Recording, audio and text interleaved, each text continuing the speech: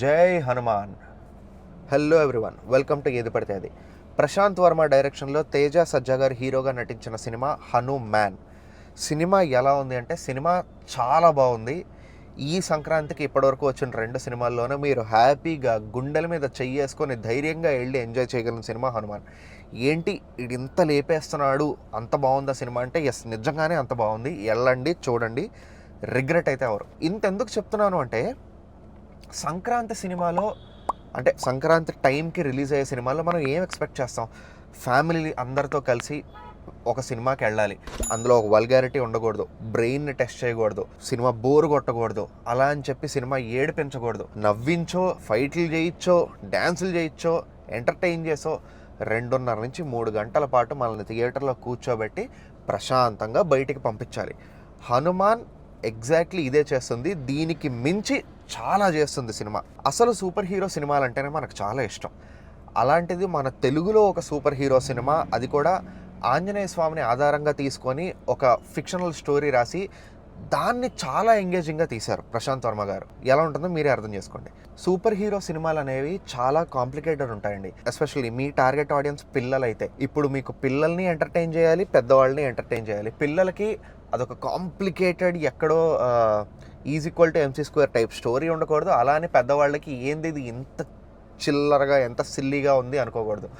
అలాంటిది హనుమాన్ రెండింటిని బ్యాలెన్స్ చేస్తూ చాలా నీట్గా ఇద్దరిని ఎంటర్టైన్ చేసే విధంగా సినిమా తీశారు ప్రశాంత్ వర్మ గారు.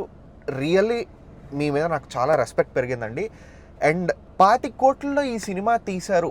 25 కోట్ల ఈ సినిమా ఎట్ట తీశారా? హౌ? ఒక సినిమా వచ్చింది కొన్నాళ్లకు ముందు, ఆ సినిమా పేరు నేను చెప్పదలుచుకోలేదు. అసలు ఆ సినిమాకి 500 కోట్లు ఖర్చు పెట్టే అవుట్పుట్ అట్లా ఎలా వచ్చిందో, ఈ సినిమాకి 25-30 కోట్లు ఖర్చు పెట్టిన అవుట్పుట్ ఇట్లా ఎలా వచ్చిందో. Conviction matters.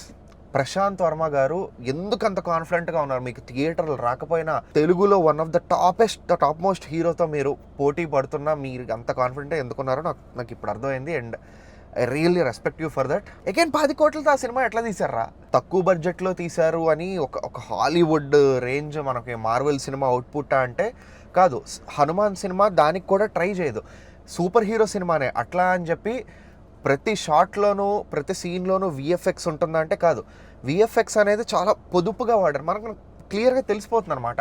ఒక ఫైట్ సీన్ తీసుకుంటే ఆ ఫైట్ సీన్లో ఇంతవరకు VFX కావాలా అంతవరకే వాడారు. అది కూడా అది ఇంపార్టెంట్ ఫైట్ సీనా, అది కామెడీ ఫైట్ సీనా, లేకపోతే అది సీరియస్ ఫైట్ సీనా, కథని ఏ రకంగా ముందుకు తీసుకెళ్లే ఫైట్ సీనా, అలాని డివైడ్ చేసుకొని ఏ సీన్కి కావాల్సినట్టు ఆ సీన్కి తగ్గట్టుగా వాడుకుంటూ వచ్చారనమాట VFX.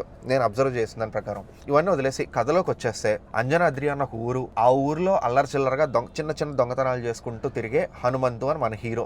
ఆ పిల్లాడికి, ఆ కుర్రాడికి హనుమంతుల వారి పవర్స్ వస్తే అతను ఏం చేశాడు? సో ఇప్పుడు కాన్ఫ్లిక్ట్ ఏంటి? ఆయనకు పవర్స్ వచ్చినాయి, మరి ఆ పవర్స్ మిస్యూజ్ చేయడానికి ఇంకొకడు ఉంటాడు.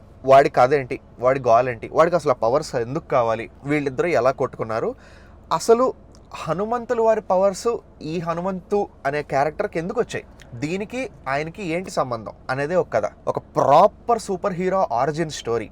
హనుమాన్ సినిమా నన్ను బాగా ఎక్కడ ఇంప్రెస్ చేసిందంటే, ఏ డిపార్ట్మెంట్లో అయినా, అది beat writing, beat direction, visual effects, camera work, music, acting, ఏదన్నా కూడా బడ్జెట్ అండ్ రిక్వైర్మెంట్ని దృష్టిలో పెట్టుకొని ఎంతవరకు చెయ్యాలో ఆర్ ఏం చేస్తే వర్కౌట్ అవుతుందో అదే నీట్గా చేసుకొచ్చారనమాట.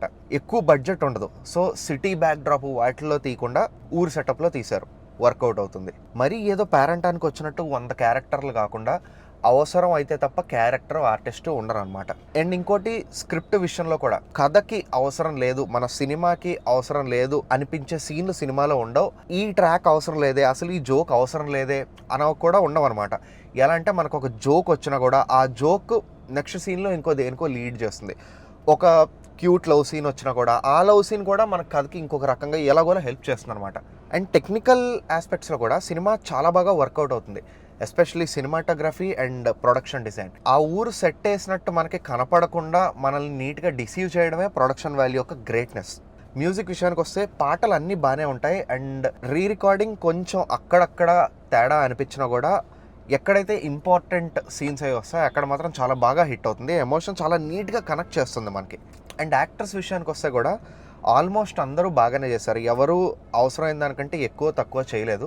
ఒక్క హీరోయిన్ పర్ఫార్మెన్స్ కొంచెం అటు ఇటు అయినా, ఆవిడ ట్రాక్ కూడా ఒక్కొక్కసారి కొంచెం ఎందుకురా ఏంటి అది అనిపించినా కూడా, బట్ యా సినిమాని ముందుకు తీసుకెళ్లే విధంగానే ఉంటుంది అది కూడా.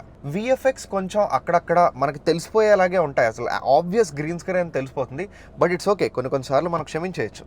ఒక ఇంపార్టెంట్ పాయింట్ ఏంటంటే అన్ని సూపర్ హీరో మూవీస్లో నువ్వు సినిమా అంతా చూపించిన తర్వాత ఈ సినిమాని నీ నెక్స్ట్ వచ్చే సినిమాలకి ఎట్లా కనెక్ట్ చేస్తున్నావు. ఆల్రెడీ ప్రశాంత్ వర్మ గారు చెప్పారు కదా, 12 సినిమాలు ఉన్నాయి, 12 సూపర్ హీరో మూవీస్ చేస్తాను, స్క్రిప్ట్లు ఉన్నాయని. ఈ హనుమాన్ అనే ఫస్ట్ సినిమాని మిగతా సినిమాకి, నెక్స్ట్ వచ్చే సినిమాకి ఆర్ ఎట్లా కనెక్ట్ చేస్తున్నావు అన్న పాయింట్ అయితే లాస్ట్ 10 నిమిషాలు ఆ పాయింట్ మీద ఉంటుందన్నమాట. నేను చెప్తున్నాను కదా, నేను చూసిన సూపర్ హీరో మూవీస్లో, ఇండియన్ సూపర్ హీరో మూవీస్ కాదు, అన్ని సూపర్ హీరో మూవీస్లో ఒక నెక్స్ట్ పార్ట్కి కనెక్ట్ చేసే ఐటమ్ ఏదైతే ఉంటుందో ఇంత బాగా ఇంత ఎక్సైటింగ్గా ఎవ్వరూ ఎస్టాబ్లిష్ చేయలేదు అనిపిస్తుంది. మేబీ మనం ఇండియాలో పుట్టి పెరగడం, ఆంజనేయ స్వామికి దండం పెట్టుకోవడం రోజు అన్న పాయింట్ వల్ల ఎక్కువ కనెక్ట్ అయ్యి ఉండొచ్చు. బట్ ఆ కనెక్ట్ చేసిన పాయింట్ మాత్రం నెక్స్ట్ సినిమా ఎప్పుడు వస్తుంది, అసలు 2025 దాకా ఆగాల, ఈలోపే ఏమన్నా వచ్చే సూచనలు ఉన్నాయా అనే ఒక డౌట్తో బయటకు వస్తాం అన్నమాట మనం. ఆ విషయంలో సినిమా నిజంగా ఒక నెక్స్ట్ లెవెల్కి తీసుకెళ్ళిపోయాడు అంటారు కదా, అలా ఉంటుంది. సో ఇదండి హనుమాన్ సినిమా మీద నా review come personal opinion. Cinema అయితే మామూలుగా లేదు. I think maybe Sankranti winner ఈ సినిమానే అవ్వచ్చు. హ్యాపీగా వెళ్ళిపోయింది, చిన్నపిల్లలతో వెళ్ళిపోండి, ఫ్యామిలీతో వెళ్ళిపోండి, మీ ఇష్టం, పండగ చేసుకోండి.